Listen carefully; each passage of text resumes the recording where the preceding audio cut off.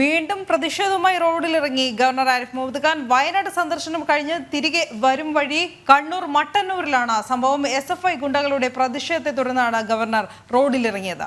Arjun PS ചേരുന്നു കൂടുതൽ വിവരങ്ങളുമായി. അർജുൻ, കൊല്ലം നിലമേലിന് സമാനമായി വീണ്ടും റോഡിലിറങ്ങി പ്രതിഷേധിക്കുകയാണ് ഗവർണർ. വിവരങ്ങൾ.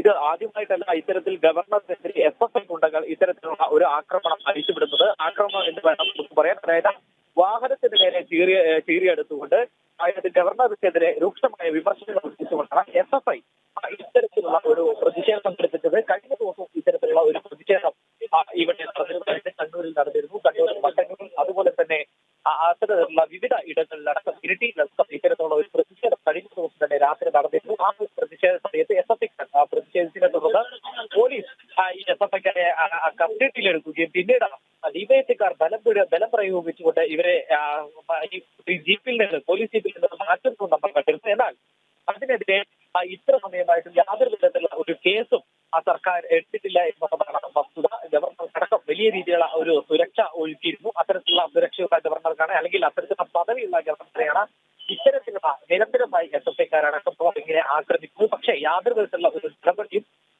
സർക്കാരിന്റെ ഭാഗത്തില്ലാത്തത് വലിയ രീതിയിലുള്ള ഒരു പ്രതിഷേധമാണുള്ളത്.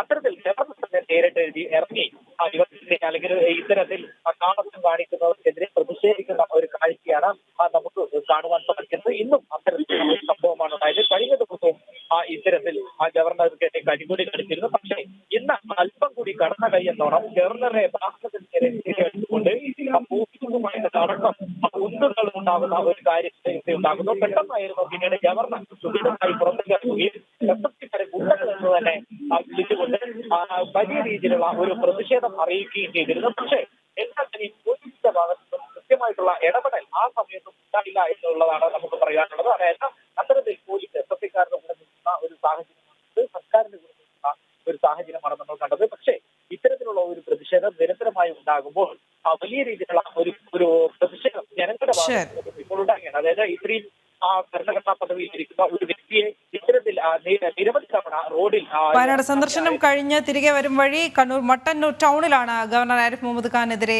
SFIയുടെ പ്രതിഷേധം ദാഷ്ട്യം ഇപ്പോഴും തുടരുകയാണ്. എന്തായാലും ഗവർണർ റോഡിലിറങ്ങി പ്രതിഷേധിക്കുകയാണ്. പോലീസും പ്രവർത്തകരും തമ്മിൽ ഉന്തും തള്ളും കൂടി ഉണ്ടാകുന്ന ഒരു സാഹചര്യമുണ്ട്. അവിടെ തുടരുകയാണ് ഇപ്പോഴും ഗവർണർ ആരിഫ് മുഹമ്മദ് ഖാൻ.